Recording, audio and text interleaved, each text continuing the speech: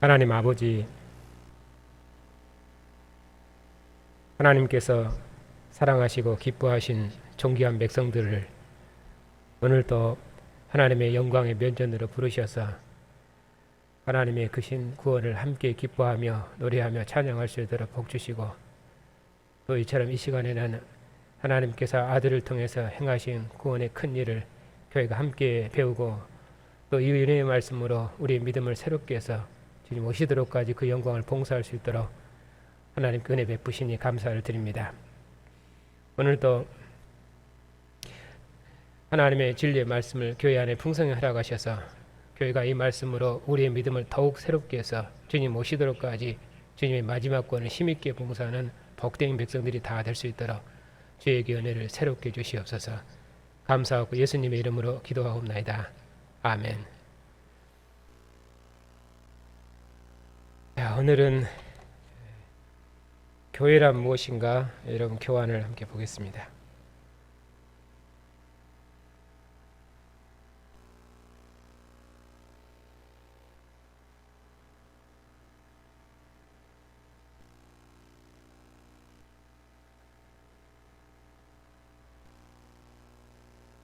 맨 위에 주제문인데요. 성경은 교회를 구원론적인 관점이 아니라 하나님 나라 관점에서 정의합니다. 교회는 하나님을 예배하도록 하나님 나라 백성으로 부름받은 자들의 총회입니다. 하나님께서는 구약의 여호와 이스라엘을 신약의 그리스도의 교회로 종말론적으로 완성하셨습니다.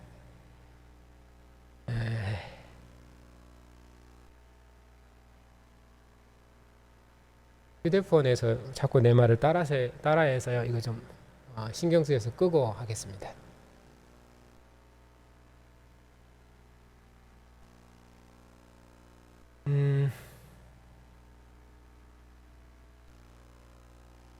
성경은 하나님 나라를 구원하는 언약 역사이다 하는 것이 성경에 대한 기본 개념이라고 말씀을 드렸습니다. 그래서 성경의 모든 개념은 하나님 나라 관점에서 이해하고 해석돼야 한다고 말씀을 드렸습니다. 그렇기 때문에 교회라는 개념도 하나님 나라 관점에서 해석을 하고 또 이해를 해야 합니다. 오늘 본문에서도 마지막 결론이 자녀들아 너희 자신을 지켜 우상에서 멀리하라. 요한일서는 하나님과의 영생의 교제 이쪽이 강조되기 때문에 갑자기 사도께서 마지막 결론에다가 너희 자신을 지켜 우상에서 멀리하라. 갑자기 우상 숭배가 나오는 것이죠.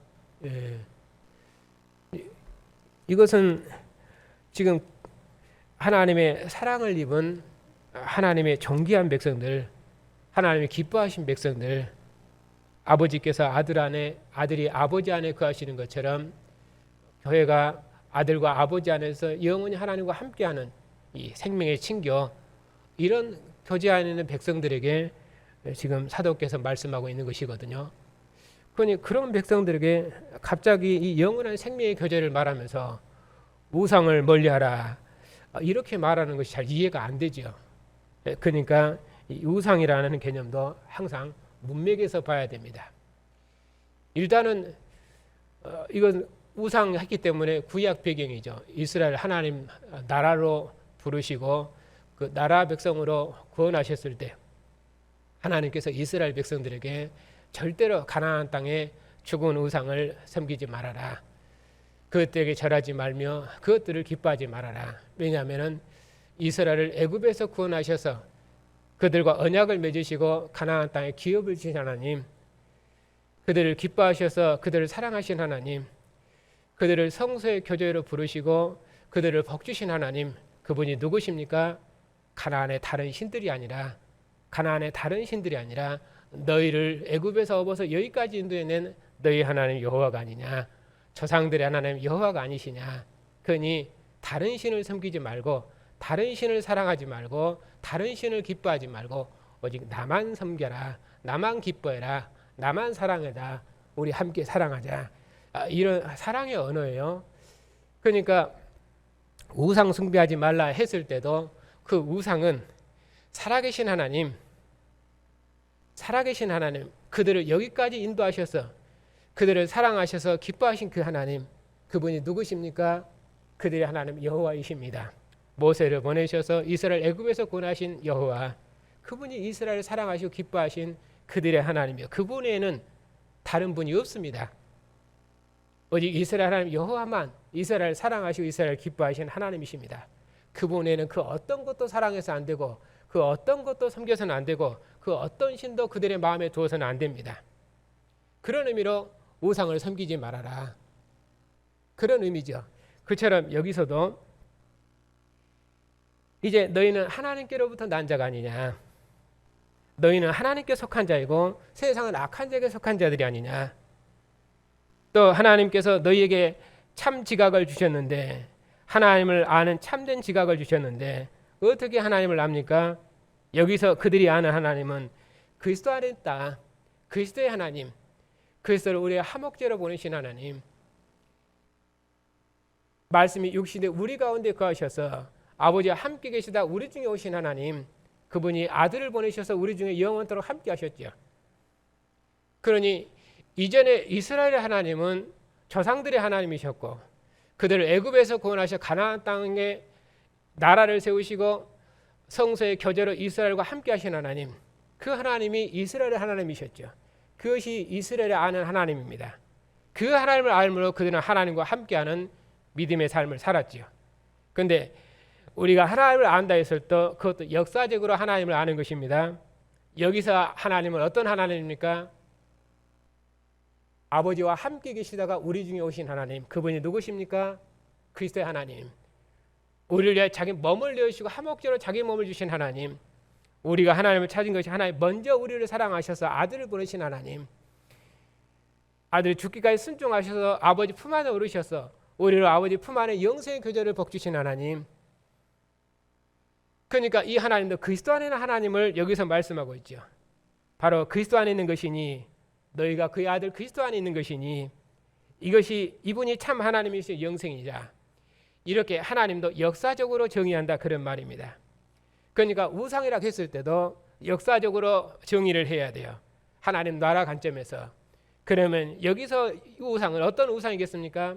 지금 여기서는 그리스도 안에는 영생의 교제, 하나님의 사랑이 어떻게 나타났습니까? 그리스도 안에서 우리에게 나타났지요. 하나님이 아들을 보내셔서 세상을 향한 하나님의 영원한 사랑을 확증하고 나타내셨습니다. 그것이 세상을 사랑하신 하나님의 사랑이고 세상을 끝까지 사랑하신 하나님의 영원한 사랑입니다. 그러니까 하나님의 사랑도 역사적으로 이렇게 나타난 것이에요. 마지막 사랑은, 끝까지 사랑하신 하나님의 사랑은 끝날에 아들을 보내셨다. 근데 요한일서에서는 그분이 누구십니까? 아버지 품속에 계신 하나님, 아버지와 함께 계신 하나님, 아버지 얼굴을 대면하고 계신 하나님. 이런 언어 배경은 어디서 가져오냐면은 대제사장이 하나님의 지성소에 들어가서 하나님 지성소에 계신 하나님과 함께 거기서 생명의 친교를 나누는 것이죠. 그 지성소는 하나님의 영광에 충만하고 성소의 빛이 하나님의 영광에 충만하죠. 왜냐하면 휘장 안에는 하나님의 영광이 가득한 것이거든요. 하나님의 향연으로 영광이 가득한 것입니다. 하나님이 기뻐하는 하나님의 기쁨의 향연이 가득한 곳입니다.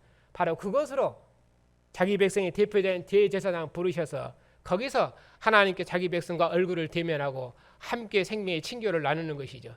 그것이 백성의 대표자인 대제사장을 불러서 하나님과 함께 생명의 친교를 나눴던 구약 배경입니다. 그런 언어를 사용하고 있는 것이죠. 그래서 이제 아버지 품속에 계신 아들이 우리 중에 나타나셨다.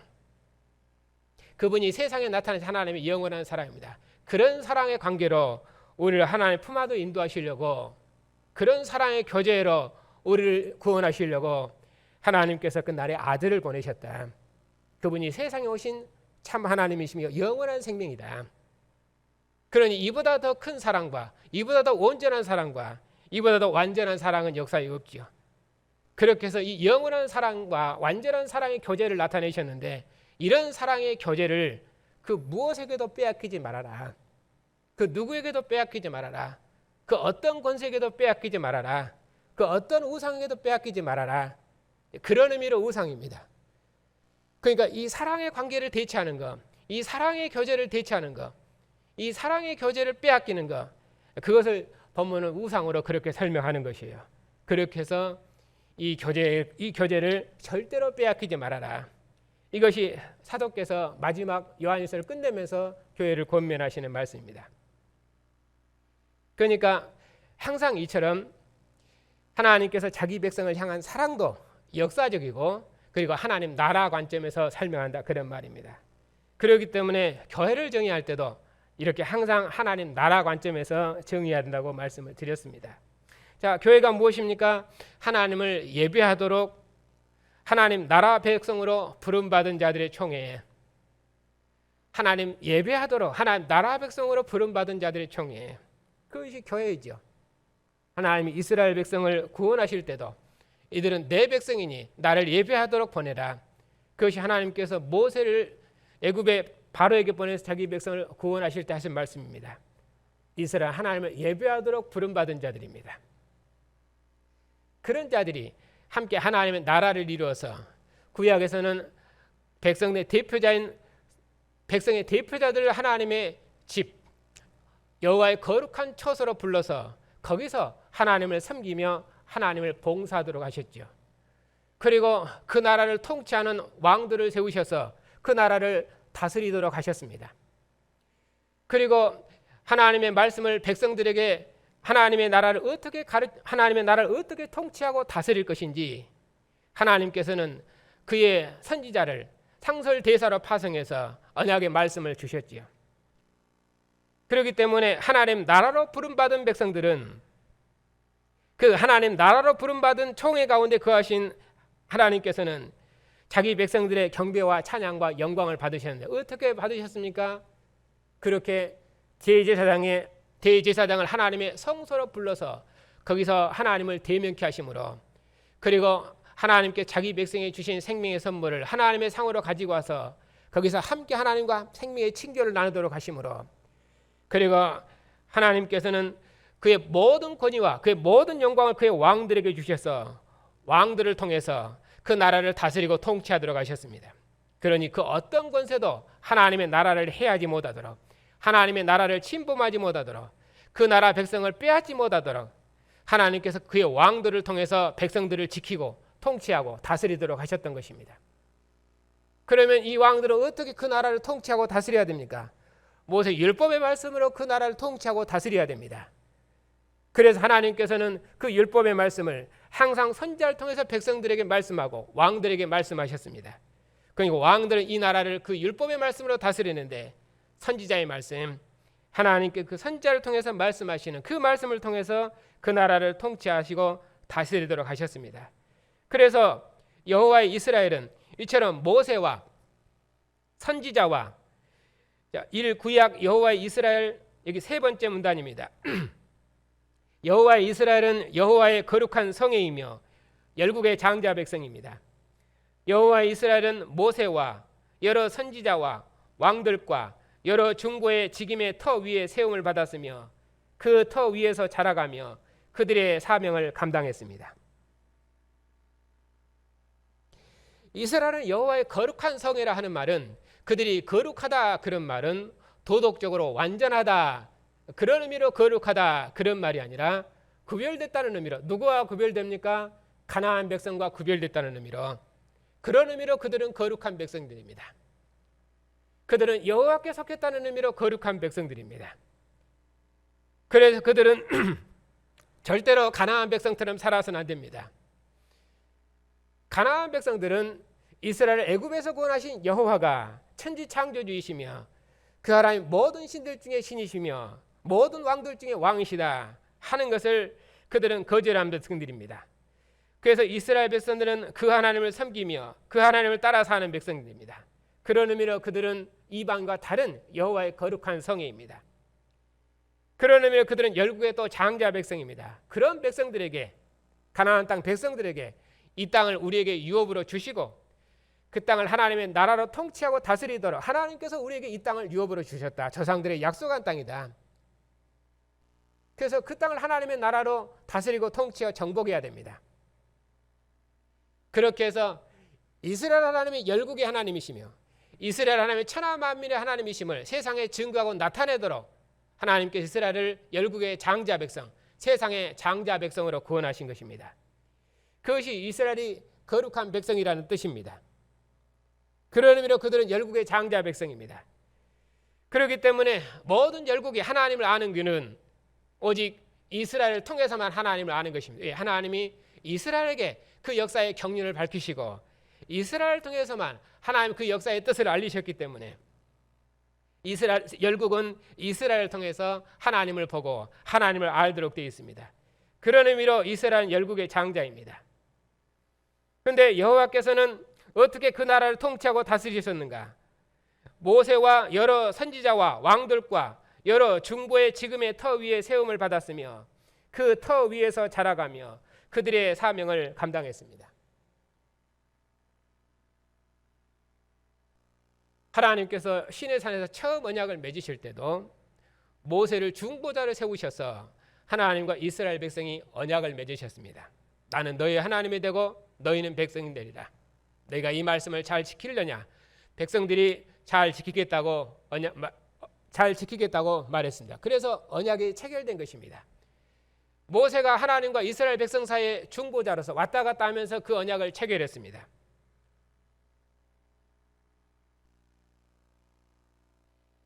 실은 모세가 언약 당사자가 아니라 이스라엘 언약 당사자고 모세는 그 사이에 끼어서 언약을 중보한 자이죠. 그런 의미로 언약 중보자라는 표현을 쓰는 것입니다. 이처럼 하나님께서 이스라엘 백성과 언약을 맺으실 때 항상 선지자를 통해서 백성들에게 말씀하시고 왕들을 통해서 그 나라를 다스리셨는데 왕들은 선지자의 말씀으로 그 나라를 통치하고 다스렸습니다. 그리고 제사장을 하나님의 성소에 부르셔서 그 성소에서 하나님과 함께 교제하도록 복 주셨습니다. 그러니 이스라엘 이처럼 여러 중보의 직임에 여러 중보 직임 그들의 섬김과 봉사를 통해서 그 나라를 경영하고 그 나라를 다스리셨습니다. 그리고 그 나라의 다스림을 받는 백성들이 여호와의 이스라엘입니다. 그것이 이스라엘의 생명입니다. 그들의 중보자를 통해서 하나님의 통치를 받고 그들의 중보자를 통해서 하나님과 대면하는 생명의 교제를 누리고 그들의 중보자를 통해서 하나님의 통치를 받는 그런 하나님의 나라였습니다. 그것이 구약의 하나님의 나라입니다.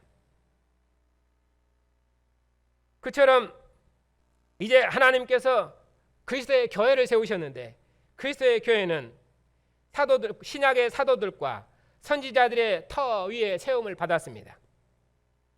그 터 위에서 교회에 주신 은혜의 직분자들을 통해서 주님 다시 오셔서 그 나라를 완성하시도록 그리스도의 장성에 충만한 데까지 자라가며 사도적 사명을 감당합니다.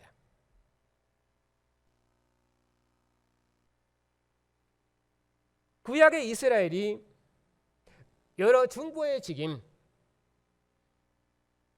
하나님께서 이스라엘 백성과 언약하실 때 중보자 모세를 통해서 언약하고 하나님께서 이스라엘 백성과 생명의 친교를 나눌 때 그들의 대제사장을 대표로 하나님의 영광의 성소로 불러서 대표자와 교제하심으로 이스라엘 백성과 교제하시고 하나님이 자기 모든 권위로 그 영광을 준 자기 종들 왕들을 통해서 그 나라를 통치하고 다스리도록 하셨습니다.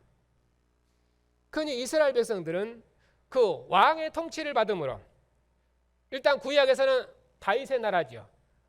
왜냐하면 다윗이 하나님을 대신해서 하나님 나라를 통치하는 왕이기 때문입니다. 그러니까 다윗의 통치를 받으면 그들은 하나님의 통치를 받는 것입니다. 만일에 그들이 다윗을 거절하면 다윗을 왕으로 세우신 하나님을 거절하는 것이어서 그 다윗의 나라에서 그들은 심판을 받을 것입니다. 나중에 처음에 다윗이 범죄해서 그가 백성들로부터 조롱을 받고 그리고 하나님의 심판을 받았을 때 백성들로부터 조롱을 받았습니다. 그러나 하나님께서 다윗에게 긍휼을 베푸셔서 그의 왕위를 다시 복직시켜 줬습니다. 그랬을 때 그 다윗의 왕위를 조롱했던 그 모든 자들을 다윗이 나중에 심판합니다. 그리고 그 다윗의 나라에서 그들이 영광을 잃습니다. 그리고 다윗의 나라를 위해서 함께 싸웠던 자들은 다윗의 나라가 완성되었을 때 그 나라에서 다 영광을 얻습니다. 왜냐하면 하나님께서 다윗을 통해서 그 나라를 통치하시고 다스리시기 때문입니다. 이제 하나님께서 다윗의 나라를 그리스도의 나라로 완성하셨습니다. 구약에서는 다윗이 그 나라를 통치했다면 이제 신약에서는 하나님께서 그의 아들을 천국의 왕으로 세우셔서 아들을 통해서 그리스도의 나라를 다스리고 통치하십니다. 그러니 하나님의 아들이 오셨다. 하나님의 아들이 통치하신다. 그 아들은 상속자라고 그랬지요. 하나님의 정권을 가진 하나님의 상속자입니다. 그 아들이 오셔서 통치하기 때문에 구약에 다윗을 통해서 통치하는 그의 종인 다윗을 통해서 통치하는 구약의 나라와 하나님의 정권을 가진 아들을 통해서 통치하시는 아들의 나라는 전혀 다른 나라이죠. 그런 의미로 구원은 이렇게 전혀 다른 통치가 나타나는 것입니다. 종의 나라에서 아들의 나라로 구원하는 것, 이것이 구약의 다윗의 나라를 하나님의 아들이 통치하는 그리스도의 나라로 구원한 것입니다. 그렇기 때문에 다윗의 백성이 이제 그리스도의 백성이 되는 것, 이것이 이스라엘의 구원입니다. 우리는 그냥 하나님을 믿고 그러면은 하나님의 백성이 되고, 그리고 죽은 다음에 하나님 나라 천국 가고, 그런 개념으로 성경은 말한 것이 아니라 하나님의 백성이 됐다 하는 개념도 그 역사적으로 그 의미가 다르다 그 말입니다.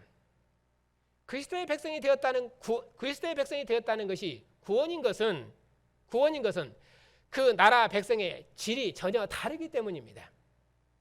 왜냐하면 그 나라를 통치하는 왕이 누군가에 따라서 그 나라의 성격이 달라지기 때문입니다. 하나님이 아들이 통치하면은 그런 의미로 하나님이 통치하는 나라입니다. 그래서 아들의 나라를 그리스도의 나라라고 말씀드렸습니다. 그러니까 모세 율법이 통치하는 그리스도의 나라를 끝내시고 이제 하나님의 아들의 율법이 통치하는 그리스도의 나라를 세운 것, 이것이 하나님의 새로운 구원입니다. 그 나라를 그리스도의 교회가 맡은 것입니다. 그 교회는 그런 의미로는 장자인 여호와의 이스라엘이 아니라 천하 만민의 나라라고 말씀드렸습니다. 왜냐하면 하나님께서 아브라함에 약속하시기를 내 씨로 말미암아 천하 만민이 복을 얻으리라 약속하신 대로 하나님께서 이스라엘을 열국의 장자로 택하셨습니다. 하나님의 신실하신 언약을 따라서 이제 하나님께서 열국의 아버지가 되신 나라, 하나님께서 열국의 하나님이 되시는 나라, 그 나라를 하나님이 그의 아들을 왕으로 세우심으로 완성한 것입니다. 그런 의미로 하나님 나라가 새롭게 태동된 것입니다. 이것이 하나님께서 그의 아들의 율법으로 통치하는 그리스도의 나라 천국입니다. 그러면 이 나라를 누가 봉사하는가? 구약에서는 방금 말씀드린 것처럼 여러 중보의 책임자들, 모세와 그리고 제사장과 선지자와 왕들의 통치를 통해서 그 나라가 세움을 받았고, 그리고 그 나라가 다스림을 받았고, 그 나라가 은혜를 누렸다고 말씀을 드렸습니다. 그처럼 이제 하나님께서 그리스도의 교회도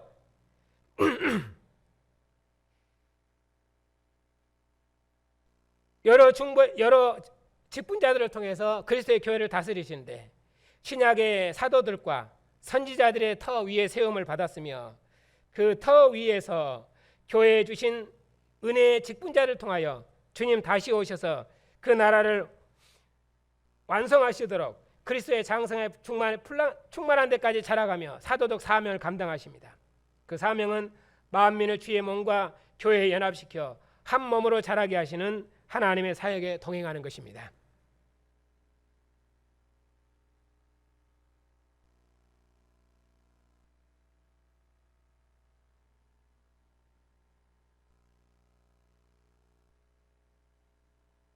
성경은 하나님 나라를 구원하는 역사이기 때문에 하나님께서는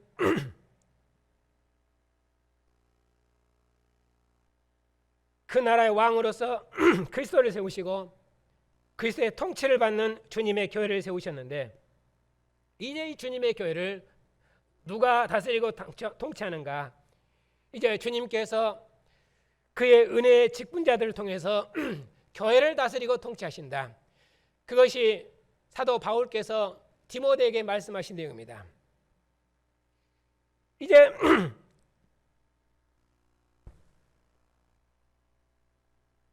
주님께서 사도들을 통해서 교회를 설립하시고 그리고 사도의 가르침을 통해서 교회를 다스리시고 교회를 통치하시는데 그 사도들의 가르침, 사도들의 터 위에 세워진 그 가르침을 누가 교회를 봉사하는가? 디모데에서 사도께서 말씀하시기를 그 은혜의 직분인데 그 은혜의 직분은 교회를 말씀으로 가르치는 목사와 그리고 교회를 이 말씀으로 치리하는 장로와 그리고 교회를 이 말씀으로 봉사하는 집사로 그렇게 교회를 다스리고 통치한다. 그렇게 말씀하고 있습니다. 그렇기 때문에 하나님께서 이처럼 그리스도의 교회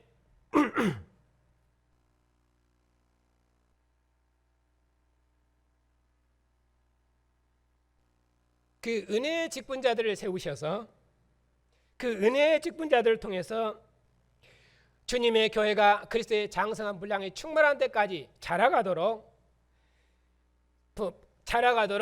그 은혜의 직분자들이 이 사도의 가르침으로 교회를 세워서 교회를 진리의 터 위에 굳게 세우도록 사도께서 그렇게 교회 은혜의 직분자들을 세우신 것입니다.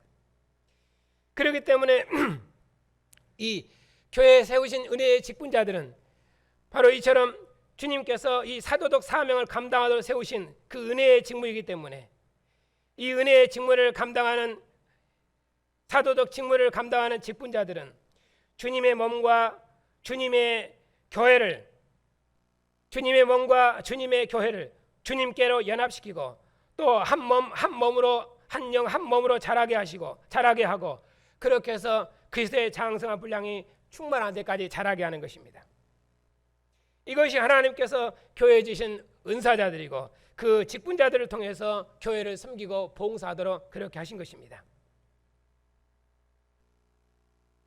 그렇기 때문에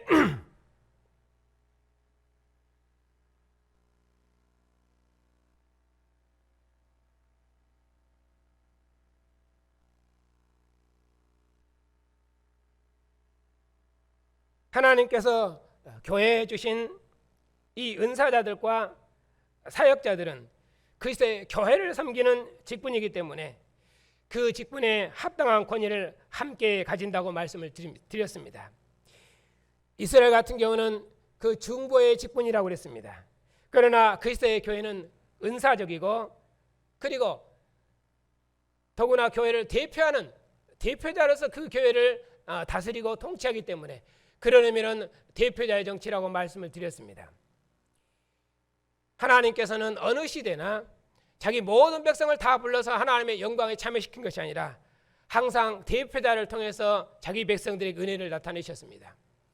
구약에서도 왕들을 세우셔서 그 나라를 통치하도록 하셨고 또 대제사장을 하나님의 성소로 불러서 대제사장이 주신 은혜를 백성들에게 주셨고 그리고 선지자를 통해서 백성들에게 말씀하셨습니다.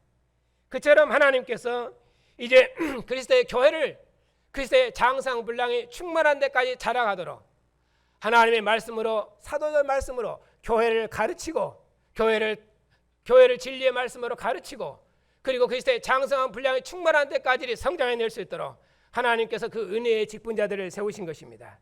그것이 대표된 것이 목사의 가르침입니다. 이 목사의 가르침은 주님의 말씀으로 교회를 가르치는 것입니다. 그렇기 때문에 교회는 이 목사의 말씀으로 가르침을 받고 목사의 말씀으로 주님의 장성한 분량이 충만한 데까지 자라는 것입니다. 하나님께서 이전에 선지자를 통해서 이스라엘 백성에 말씀하신 것처럼 지금은 하나님께서 그리스도의 교회 목사를 세우셔서 이 목사의 가르침을 통해서 교회에 말씀하시고 교회를 가르치시는 것입니다. 그렇기 때문에 교회는 목사를 통해서 말씀하시는 이 하나님의 말씀이 잘 증거되고 잘 선포되고 그리고 하나님의 말씀이 풍성히 증거될 수 있도록 교회는 함께 기도해야 되는 것입니다. 그래서 교회가 이 언약의 말씀을 따라서 주님의 교회가 주의 날에 주의 상에 함께 모이면은 그래서 그 언약의 상에 모여서 함께 생명의 친교를 나누고, 그리고 이러한 생명의 친교를 우리뿐만 아니라 천하 만민 이 상에 함께 앉아서 이 생명의 친교가 온 땅에 드러나도록 해내는 것, 그것이 하나님께서 교회를 통해서 천하 만민에게 어떻게 그 은혜를 공급하는가 하는 것입니다. 특별히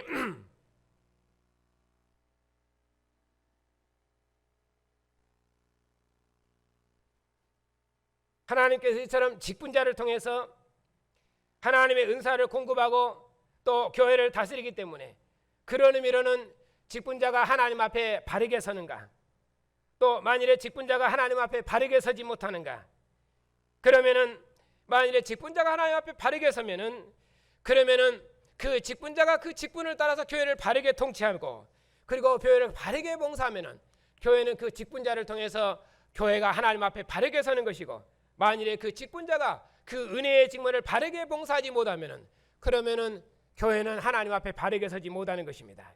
왜냐하면은 하나님께서 직분자를 통해서 베푸신 은혜가 교회에 나타내기 때문입니다. 그러니까 목사가 하나님의 말씀으로 교회를 바르게 통치하고 교회를 바르게 가르치고 교회를 바르게 인도해내면은, 그러면은 그 교회는 하나님 앞에 바르게 서는 것입니다. 그러나 만일에 목사가 하나님의 말씀으로 교회를 바르게 가르치지 못하고 바르게 인도해내지 못하면은, 그러면은 그 교회는 거룩하게 되지 못하는 것입니다. 그것이 교회됨의 표징입니다. 왜냐하면 하나님께서 이 사도적 은사, 목사와 장로와 그리고 집사를 통해서 교회를 다스리고 통치하도록 했기 때문입니다. 그렇기 때문에 어떤 의미로는 교회의 영광은 모두가 다 직분자에게 있습니다. 왜냐하면 직분자에게 나타나는 은혜가 교회에 나타나기 때문입니다. 직분자에게 나타나는 은혜가 어떻게 교회에 공급되느냐에 따라서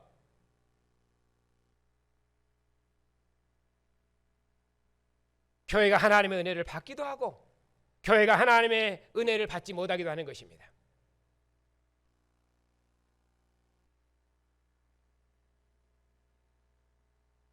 그러니까 목사가 어떤 의미로 설교를 제대로 해야 복음의 말씀이 교회에 제대로 공급되는 것입니다. 왜냐하면 하나님께서 목사의 복음의 말씀으로 하나님의 교회가 설립되고, 또 목사가 가르치는 이 복음의 말씀으로 교회가 진리의 터 위에 견고히 세고, 그리고 목사가 증거한 이 복음의 말씀으로 교회가 교회되기 때문입니다. 그리고 그 목사가 전한 복음의 말씀으로 교회가 성장하기 때문입니다. 만일에 복음의 말씀이 잘못되고, 그렇게 해서 만일에 교회가 그리스도의 말씀이 통치하도록 하지 못하고 모세가 통치하도록 한다든지 다윗이 통치하도록 한다든지 구약이 통치하도록 한다든지, 그렇게 하면은 교회는 그리스도의 교회가 되지 못하고 구약 교회가 되는 것입니다. 그러니까 하나님께서 그 은혜의 직분자들을 통해서 주신 그 은사가 어떻게 교회에 공급되느냐에 따라서 교회가 교회 되기도 하고 그렇게 못하게 되기도 하는 것입니다. 왜냐하면 하나님은 그렇게 은사자들을 통해서, 은혜의 직분자들을 통해서 교회를 다스리시고 교회를 경영하시고 교회를 통치하시기 때문에 그렇게 되는 것입니다. 그러니 만일에 지금 우리나라 교회들처럼 교회가 말로는 그리스도의 교회라고 하지만은 실제적으로는 여전히 모세가 교회를 지배하고 교회를 다스리고 있거든요. 구약에 여전히 율법이 교회를 지배하고 다스리고 되는 것입니다. 그러면 교회는 어린아이가 되는 것입니다. 그러니까 반드시 말씀이 제대로 공급되어야 됩니다.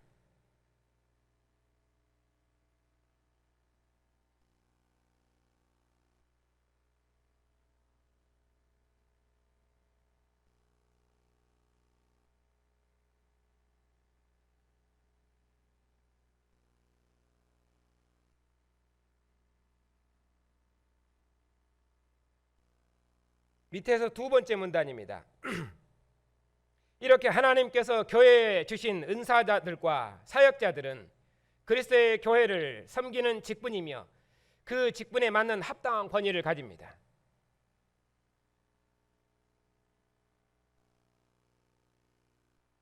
여호와의 이스라엘은 중보의 직분이며 그리스도의 교회는 은사직이며 정치적인 직분입니다. 은사적이라는 그런 말은 하나님의 말씀으로 교회를 가르치고 하나님의 말씀으로 교회가 진리의 기둥과 터가 되도록 하기 위해서 교회를 가르친다는 의미로 은사적입니다. 그렇기 때문에 교회는 그 은사의 직분입니다. 목사는 하나님의 말씀으로 교회를 가르치기 때문에 말씀을 잘 알아야 그 은사가 탁월한 것입니다. 장로는 하나님의 말씀으로 교회를 치리하기 때문에 여전히 어떻게 교회를 치리하는가? 여전히 이것도 하나님의 말씀을 잘 알아야 그 말씀으로 교회를 치리하는 것입니다. 그러니 여전히 장로의 치리직도 하나님의 말씀을 잘 알아야 됩니다. 또 집사는 교회를 봉사하는 직분입니다. 어떻게 봉사합니까? 하나님의 말씀으로 그리스도의 교회됨이 잘 드러날 수 있도록 교회됨이 특징이 드러날 수 있도록 교회를 봉사하기 때문에 여전히 집사도 가장 중요한 것은 하나님의 말씀을 잘 아는 것입니다. 그러면 어떻게 하나님의 말씀을 잘 압니까? 목사의 가르침을 통해서 하나님의 말씀을 아는 것입니다. 그런 의미로는 교회 모든 것이 실은 목사의 가르침 아래에 있습니다. 왜냐하면 목사가 어떻게 교회를 가르치느냐에 따라서 교회가 그리스도의 교회가 되기도 하고 모세의 교회가 되기도 하기 때문입니다. 그만큼 목사의 가르침이 중요한 것입니다.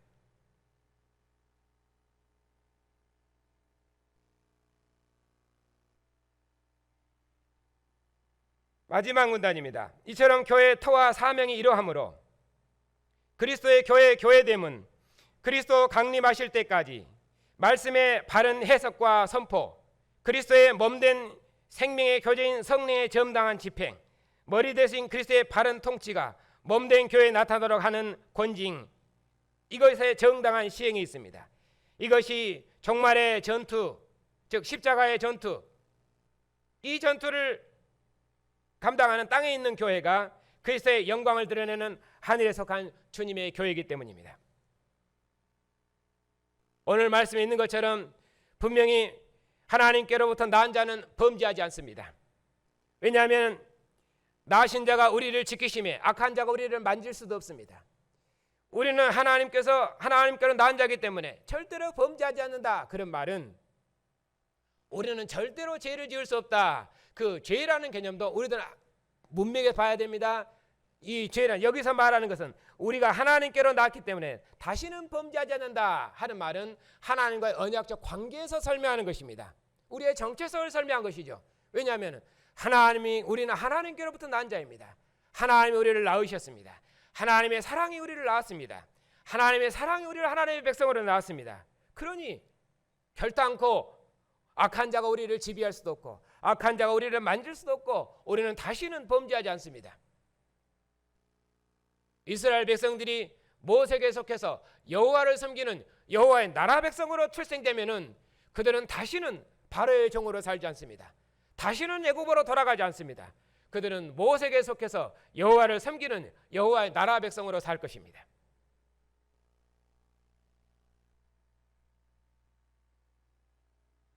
그런 의미로 하나님께로부터 난 자는 범죄하지 않는다 그런 말입니다.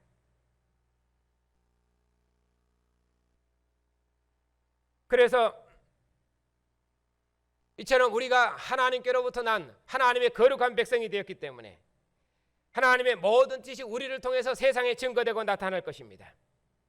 하나님께서 예수를 보내셔서 하나님의 아들이 통치하는 새로운 나라 천국을 세우셨습니다. 만민을 불러 모으시는 하나님의 구원을 이루셨습니다.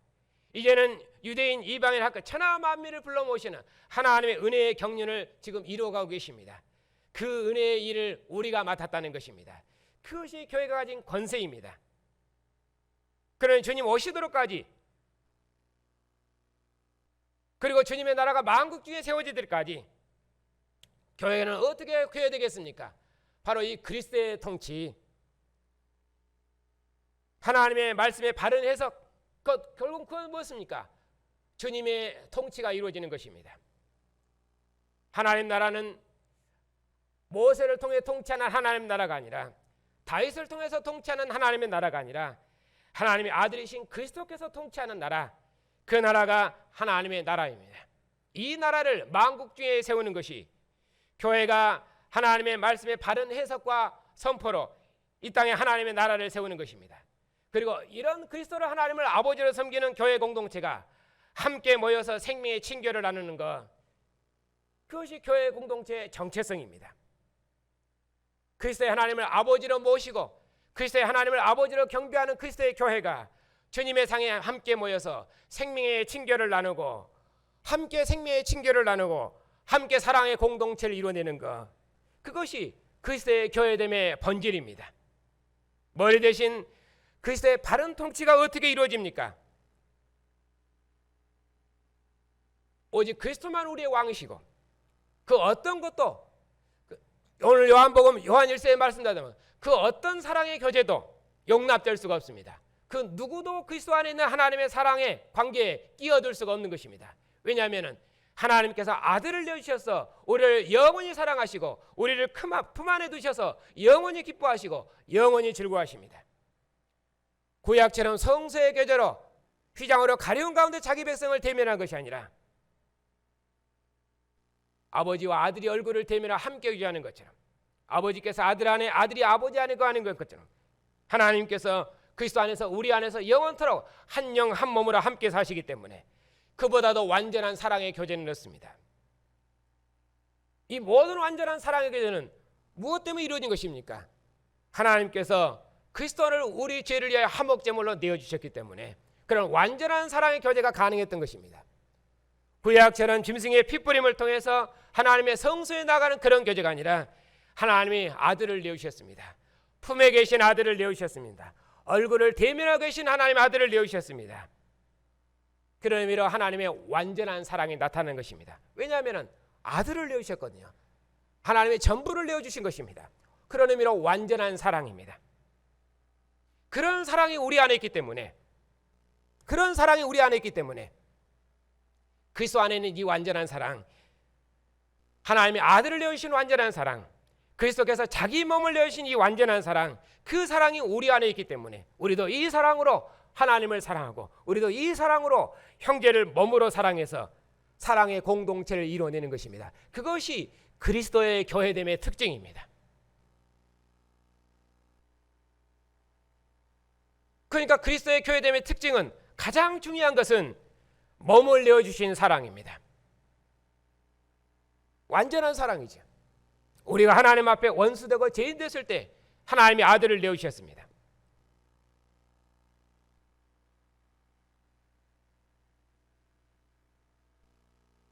율법 아래는 이스라엘 백성들에 그런 사랑을 주신 적이 없습니다.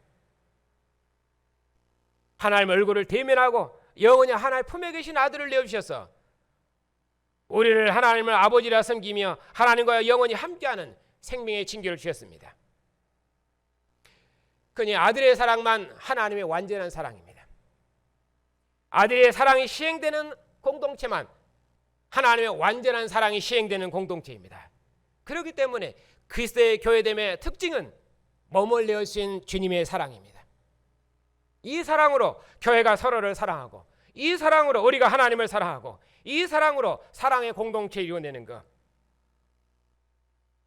그것이 그리스도의 몸된 생명의 교제, 그리스도의 몸된 생명의 교제, 몸을 주신 그리스도의 몸된 생명의 교제, 그것이 교회 공동체 안에 있는 것입니다. 하나님의 무궁한 사랑, 영원한 사랑, 자비하신 사랑, 원수들 죄인 돼서 아들을 내어주신 사랑, 그런 이 사랑의 공동체 안에는 그 어떤 분열도, 그리고 그 어떤 나누임도, 그리고 그 어떤 불화도 있을 수가 없습니다. 왜냐하면 무궁한 용서, 완전한 사랑만 그리스도께서 우리에게 주신 사랑이기 때문입니다.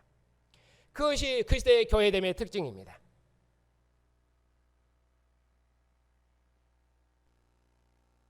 그러나 여전히 주님 오시도록까지 교회는 성장하고 또 교회는 발전하는 것입니다. 그렇기 때문에 교회 안에는 이런저런 약함들도 많고 이런저런 허물들도 많습니다. 우리가 하나님께로 났기 때문에 다시는 죄를 범죄할 수 없다, 죄를 지을 수 없다는 말은 하나님과 언약 관계에서 맞는 말입니다. 왜냐하면 하나님의 사랑이 우리 안에 있기 때문입니다. 머물러 오신 주님의 사랑이 우리 안에 있기 때문에 그 어느 누구도, 그 어떤 무엇도 하나님과 함께하는 이 생명의 교제를 빼앗지를 못합니다. 그런 의미로 우리는 완전한 사랑 가운데 거합니다. 그런 의미로 우리는 다시는 범죄할 수 없으며, 그런 의미로 우리는 다시는 세상의 종으로 살지 않습니다. 그럼에도 불구하고 주님 오시도록까지는 교회는 발전할 것입니다. 그런 의미로 교회는 이런저런 허점들이 있습니다. 그런 의미로 우리 자신들도 이런저런 허물들이 많고 이런저런 연약함들이 있습니다. 그래서 교회 안에서는 이제 믿는 신자들도 있고 또 장성한 신자들도 있고 또 오래 믿은 신자들도 있습니다. 다양한 계층들이 있죠. 그러나 하나님께서 교회 은사자들과 그리고 직분자들을 통해서 교회를 다스리고 통치하도록 하셨기 때문에 하나님의 교회는 그 은사자들의 가르침, 직분자들의 가르침을 통해서 교회를 인도해 낼 것이고, 그리고 교회를 그리스도의 장성한 분량이 충만한 데까지 자라게 할 것입니다. 이런저런 많은 연약함이 있지만은, 이런저런 많은 허물들이 있지만은, 이런저런 많은 부족함이 있지만은, 그러나 그 부족함에 맞춰서 교회는 거기에 저절된 방식으로 교회를 운영하는 것이 아니라 그리스도의 장성한 분량이 충만한 데까지 자라도록 오직 그리스도가 그리스도의 교회 될 수 있도록 목사는 하나님의 말씀의 가르침으로 교회를 진리의 터 위에 견고히 세워야 됩니다. 그것이 목사가 교회를 인도하는 방식입니다. 그래야만 교회가 그리스도의 교회 될 수 있습니다. 물론 교회는 이런저런 아까 말씀드렸지만 이런저런 많은 차이들이 있을 수 있습니다. 그래서 복음을 잘 아는 사람들도 있고 복음을 잘 모르는 사람들도 있습니다. 그런 의미로 복음을 잘 모르는 이제 믿는 신자들은 복음을 잘 아는 먼저 믿는 자들, 복음을 잘 아는 그리스도의 장성한 분량에 충만한 데까지 이른 자들, 그런 자들의 가르침을 따라 순종함으로 하나님을 배워가고 그리고 그리스도의 사랑을 알아가는 것입니다. 특별히 하나님의 교회를 다스리는 직분자들, 하나님의 교회를 다스리는 은사자들, 그들은 그 말씀으로 교회를 진리의 터 위에 견고히 세워야 되기 때문에 그리스도의 장성한 분량이 충만한 데까지 완전한 데 자라갈 수 있도록 그리스도의 교회를 이끌어야 되고 그리스도의 교회를 앞서 세워줘야 됩니다. 그러면 모든 이제 믿는 자들은, 그리고 모든 그리스도를 알지 못하는 자들은 목사의 가르침을 통해서 그리스도를 알아가고 그리스도를 배워가고 그리스도의 장성한 분량에까지 충만한 데까지 자라가는 것입니다. 그렇게 해서 교회는 그리스도의 교회가 되는 것입니다. 그런 의미로 그리스도의 교회는 은사적이며, 그런 의미로 그리스도의 교회는 직분자, 그런 의미로 그리스도의 교회는 그 은사자를 통해서 통치하는 그런 하나님의 교회이기 때문에 모든 교회는 그 은사자의 가르침과 직분자의 가르침과 통치를 따라 사는 것입니다. 왜냐하면 그렇게 하도록 사도께서 디모데를 통해서 교회를 세우셨고, 그리고 그렇게 교회를 가르치고 치리하도록 말씀하셨기 때문입니다.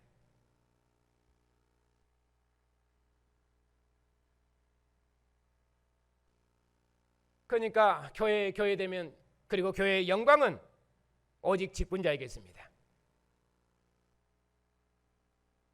왜냐하면 직분자를 통해서 교회를 다스리고 직분자를 통해서 교회를 통치하기 때문에.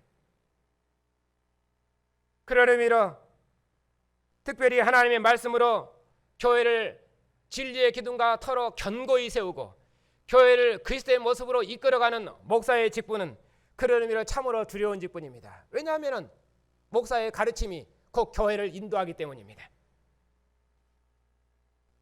목사에게 나타나는 은혜가 교회에 나타나는 것입니다.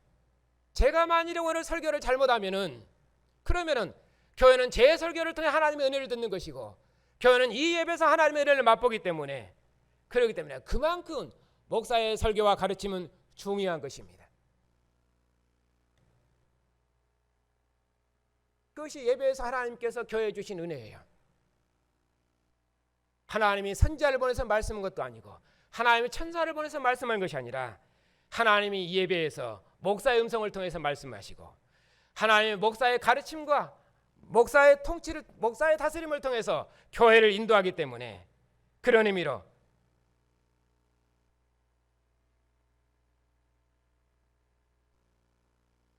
참으로 직분자는 하나님의 은혜를 맡은 자로서 참으로 두려워해야 됩니다. 어떤 의미로 직분자의 은혜와 직분자는 같은 개념이에요.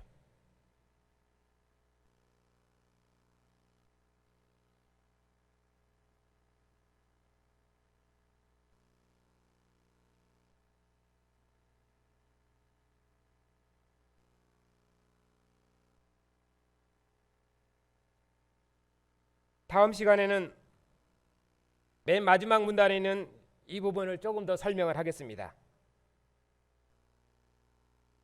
그리스도의 교회의 교회됨은 그리스도 강림하실 때까지 말씀의 바른 해석과 선포, 그리스도의 몸된 생명의 교제인 성령의 정당한 집행, 머리 대신 그리스도의 바른 통치, 이것이 교회를 교회되게 하는 정치적인 의미입니다. 이 개념이 바르게 시행되어야 교회가 그리스도의 교회로서 바르게 설 수 있고, 그리고 그리스도의 교회로서 온전히 설 수 있기 때문입니다. 그런 의미로는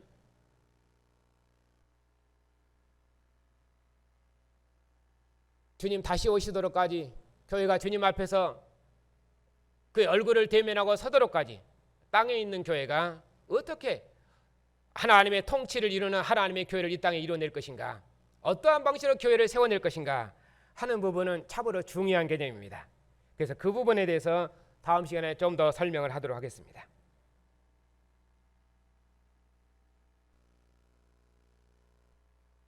오늘은 하나님께서 교회에 주신 은사자들과 사역자들을 통해서 어떻게 주님의 교회를 다스리며 통치하는지에 대해서 개략적인 설명을 드렸습니다.